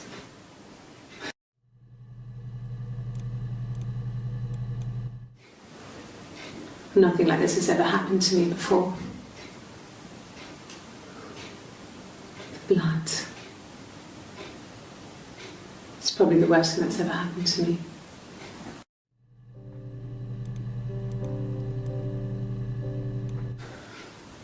Well, fine, considering. I got back into the house today, and that was weird, knowing your people had been there through my things. It's like I'd been burgled. I mean, worse, obviously. I don't know. I haven't lived in the cellar yet. They sent a cleaner in, as good as new, he said. But they had to throw some stuff out. Couldn't get the blood out. And I'm still waiting to hear from the coroner so we can get a date set for the funeral. It's going to be a cremation. So,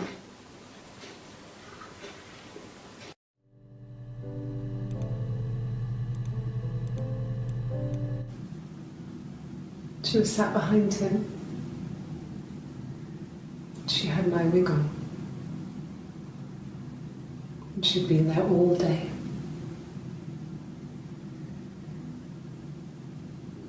And she had blood on her.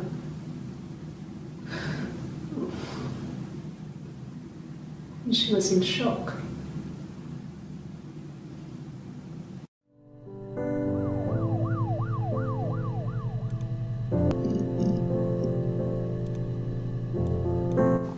Mum and Dad had never had any reason to notice. They were always busy. If Hannah was eating a lot, they didn't mind. She didn't put on any weight. That girl has a healthy appetite. If they heard us talking in the attic, they just thought it was Hannah playing one of her games, and that Eve was our imaginary friend. Once, she was already up and dressed and ready to go to school, and I snuck down for a piss. Mum saw me in my underwear and she went mad. Get dressed this instant! So I ducked into our bedroom, and seconds later, out came Hannah, dressed and ready. Mum was amazed.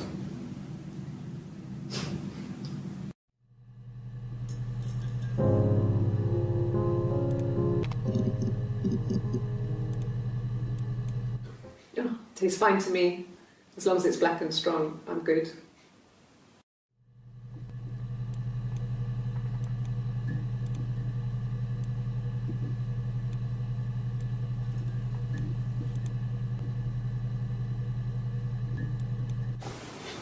Simon's parents offered to put me up, but I didn't think it would be a good idea. It would be too sad. Not right now. I'm staying at a friend's.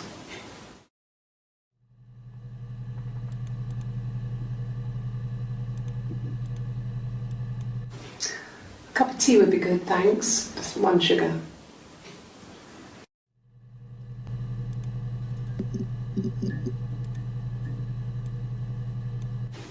Black, no sugar. Thanks.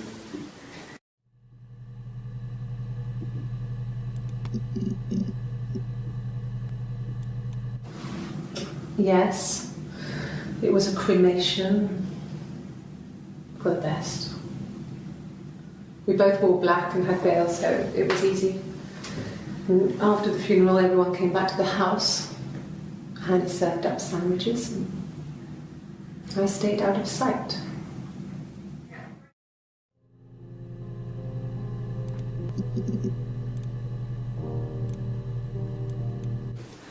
No, he was as shy as me. I asked a friend to ask him out for me. We had our first date at the Odeon in North End. We went to see Risky Business. I had on my one best dress. Simon paid, and he bought me a whisper, and I was worried about getting chocolate on my teeth.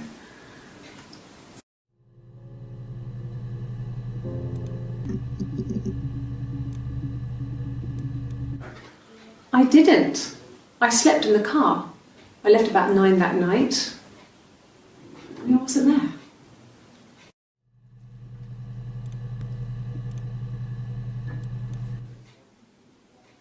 A long time.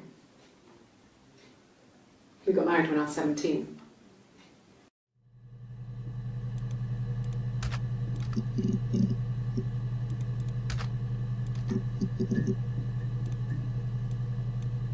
Childhood sweethearts.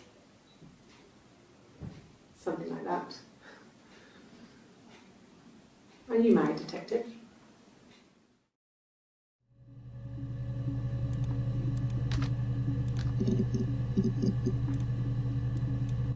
Suicide? No. I mean, he would never do anything like that. He is not the kind of person to do anything like that. I mean, to hurt himself? No.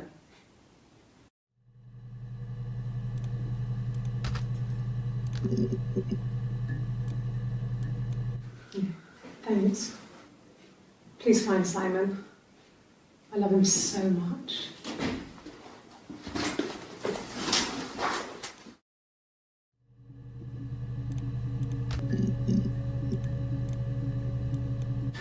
Could I have a cup of tea?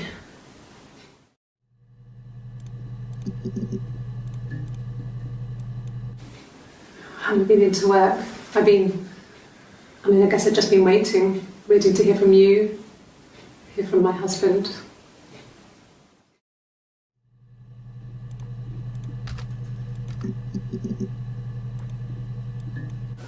Okay, I'll try my best to remember.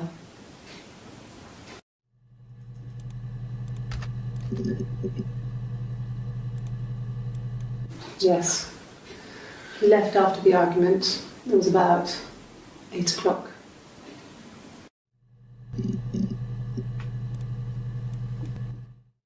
Yeah, I had to let myself in. The door locks if it swings too.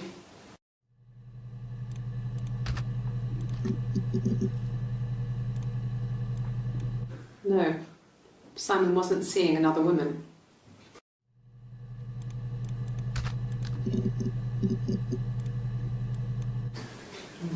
Yeah, I guess.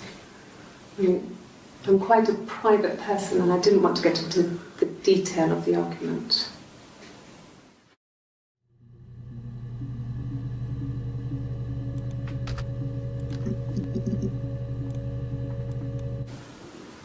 I did.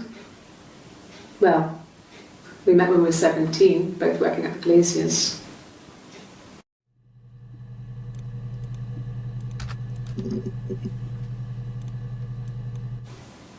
Okay.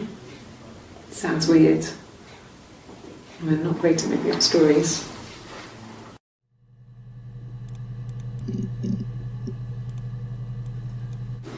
No. I mean, everyone loves Simon. He was so nice to everyone.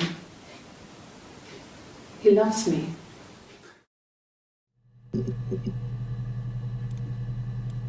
Yeah, I pulled over and slept in the car. This was just by the side of the road. I was exhausted.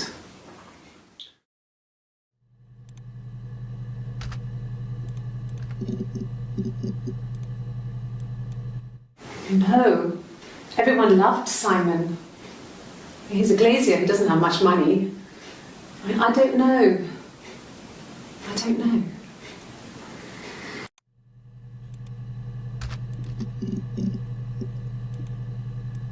Yes, I always pull it shut and then lock the bigger lock with the key.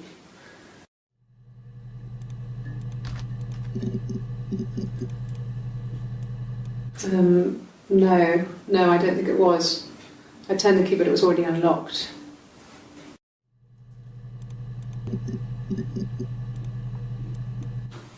I think so. I mean, to get into our garden, we'd have to climb through other gardens.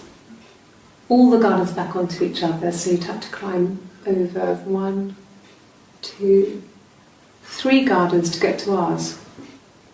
I mean, did anyone see anything? Did anyone see anyone come and go? An intruder?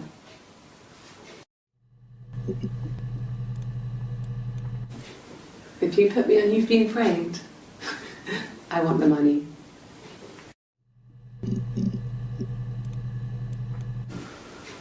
In the bedroom?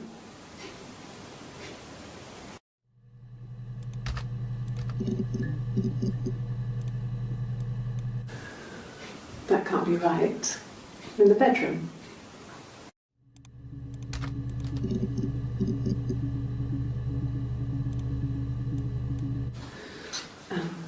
I sleep on the right side of the bed as you come in from the door.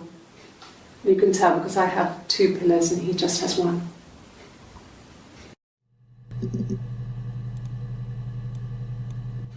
Good.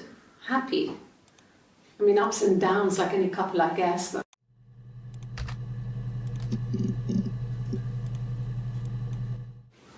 I don't know if anyone really changes. You just become more yourself. Simon was my prince.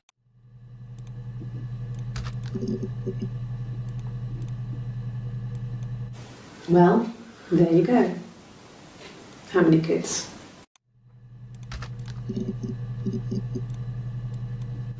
No, I have never been unfaithful.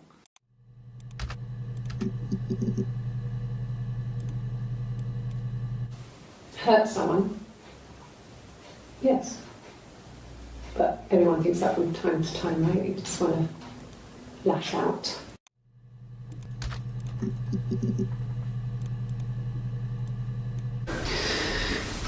Maybe a fresh cup of tea?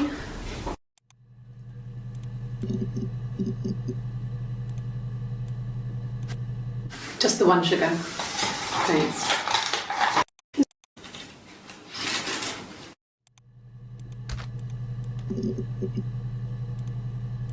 Yes.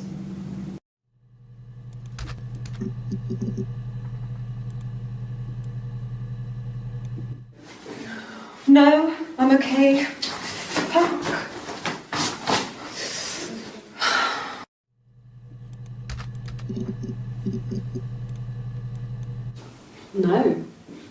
No, Simon didn't play guitar. He wasn't very musical. He liked to listen, but he was tone deaf.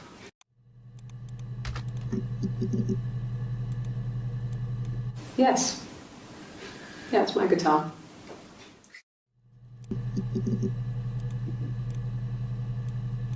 Yes. I speak with Eleanor at least once a day.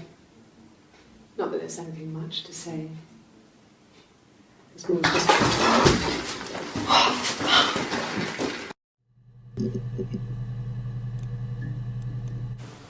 Oh, my tattoo. I got it to express my individuality. It's an apple and a snake.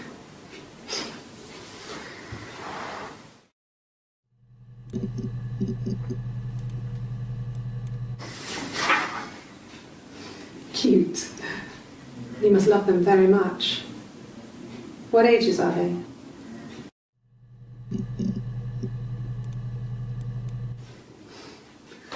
Must think it's very cool that their dad is a police detective.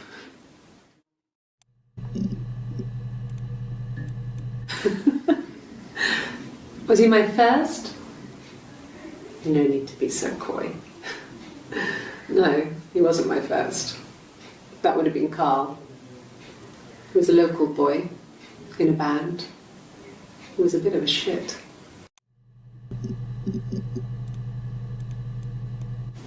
I wouldn't say that.